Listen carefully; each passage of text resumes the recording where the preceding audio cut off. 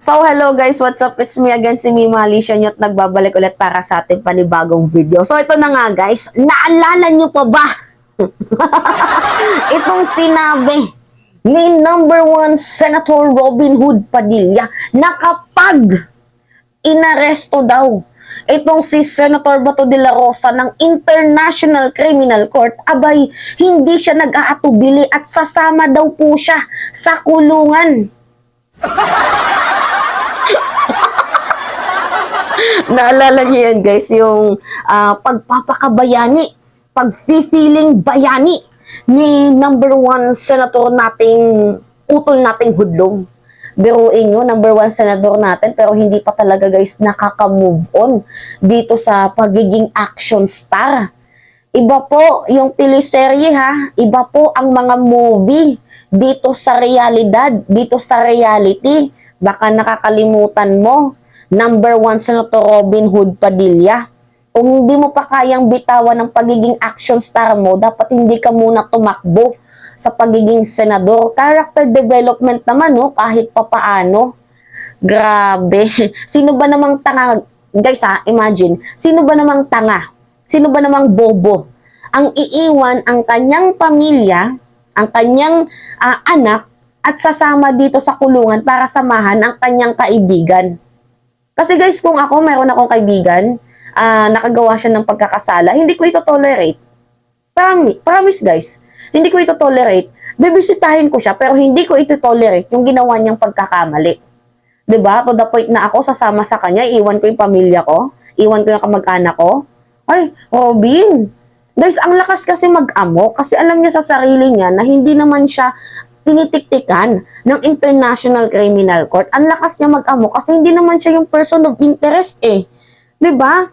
Tingnan niyo guys yung pagpapakabayani niya sa West Philippine Sea. Ano yung sabi niya? Ipaglaban natin ang ating bayan. Ganyan-ganyan. Dami niya sinasabi, no? Paglaban ng ating bayan. Ang ginawa niya, pumunta siya sa West Philippine Sea.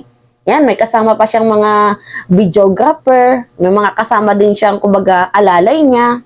Alam nyo guys, ang ginawa niya para may pagtanggol ang ating bayan, doon nagsisisigaw. After niyang magsigaw, kumanta ng lupang hinirang, pwede ba naman tanga? O paano mo? Sa paanong paraan na ipagtanggol ang ating bayan sa pamamagitan ng pagsisisigaw mo at sa pagkanta mo ng lupang hinirang? Aber?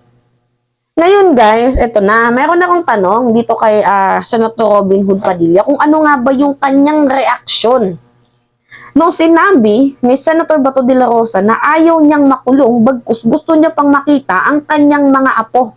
Ito nga guys, yung content ko lately, 'di ba? Ano kaya yung reaction niya na ayaw makulong ni Senator Bato de la Rosa dahil nga gusto niya pang makita ang kanyang mga apo?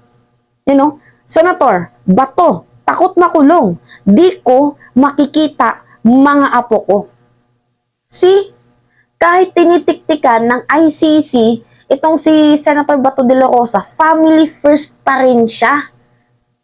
Kaya nga, sinong gengging ang maniniwala dito kay utol nating hudlom na isasakripisyo niya ang kanyang pamilya at ang kanyang anak over dito sa kaibigan niyang makasalanan na tinitiktikan ng ICC tapos nagpapakabayani, nasasama daw siya sa kulungan kasi masarap daw pagkain doon, mga ganyan-ganyan.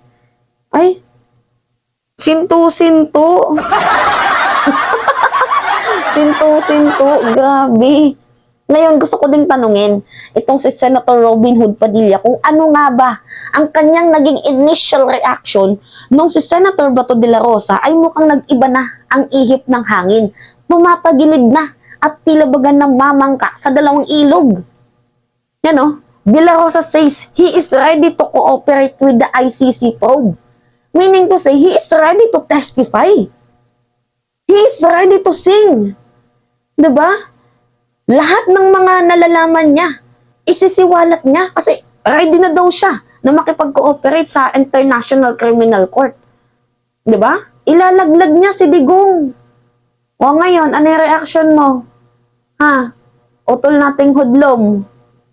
Ay. Grabe. Sayang talaga yung boto sa'yo ng mamamayang Pilipino. Wala kang character development. Ang bobo talaga ay bobo. Diyos ko Lord. Ito yung video niya guys nung nakaraang taon. Hindi, 10 months ago. Panoodin natin. Alam niyo, ma'am, minsan-minsan lang natin makakasa ang English natin. Maganda yan. Gusto ko yan. Katunayan, ma'am, ayaw ko lang sa kawan si Senator Tolentino. Pero kung huhulihin nila si Bato, isama niyo na ako. Dahil isa ako sa sumuporta kay Pangulong Rodrigo Roa Duterte dyan sa drug war.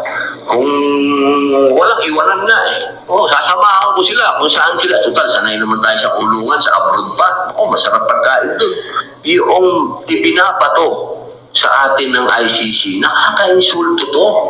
Hindi ito dapat tanggapin nating mga Pilipino na magaan nito. Parang sinasabi nito na tayo ay mga engot. Tayong mga Pilipino engot dahil hindi natin alam na yung gobyerno natin hindi tumatakbo ng tama. Pangalawa, yung mga nasa gobyerno natin, isa't kalahating engot din. Mahirap naman yun. Huwag naman ganun. Huwag naman nilang, kung pukulan lang ng pagkaengot, bakit ba tayo pinakikialaman nitong ICC? At ang sarap itanong sa kanila, sino ba nagre-reklamo sa inyo? Sa taong bayan sa Pilipinas, wala naman nagre-reklamo. Kayo lang, hindi ko alam bakit kayo iri-iri na ipakulong yung presidente na pinaka-well-loved ng mga Pilipino. Hindi ko alam Okay, see? Narinig nyo? Sinabi niya din sa video, actually 7 minutes yan. Pero kinat ko na lang talaga yung mga intense na part kasi yung iba nonsense naman. So sabi niya, nakaka-insulto daw ho ang binabato ng International Criminal Court. Gigigil na naman ako dito kay Robin. Paanong nakaka-insulto? Humigit kumulang 6,000 to 30,000 people ang nadali ng bloody drug war campaign ni former President Rodrigo Roa Duterte.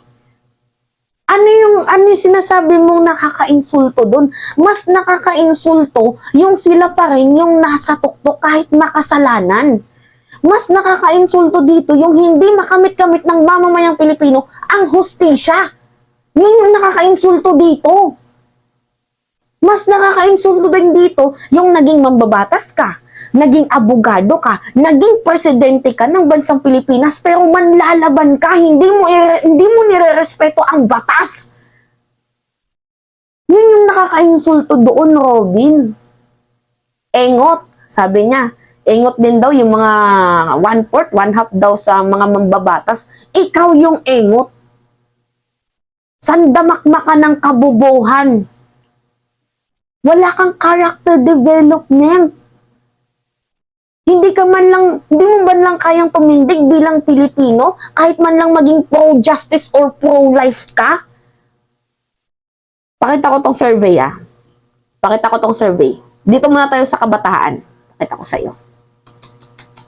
Yan o. UP student. Council demand Marcos admin to allow and support International Criminal Court. Tingnan mo, kabataan, mas may utak pa sa'yo. Ako, mas may utak pa sa'yo. Mas malawak pang pangunawa at pag-iisip. Mga kabataan kami, tumindig na kami, Tumindig kami sa katotohanan at ayaw namin ipagpatuloy ang mga kamalian. Gusto namin maputol yung sumpa na yan. Nanggigigil talaga. Grabe. Diba, guys? And according to the survey, pakita ko, Robin, tingnan mo to. Public approval of international drug war probe is growing. So meaning to say, madaming mamamayang Pilipino ang gising. Madaming mamamayang Pilipino ang mulat at uhaw na uhaw sa hustisya. Dingding ka talagang animal ka. Abubo ba?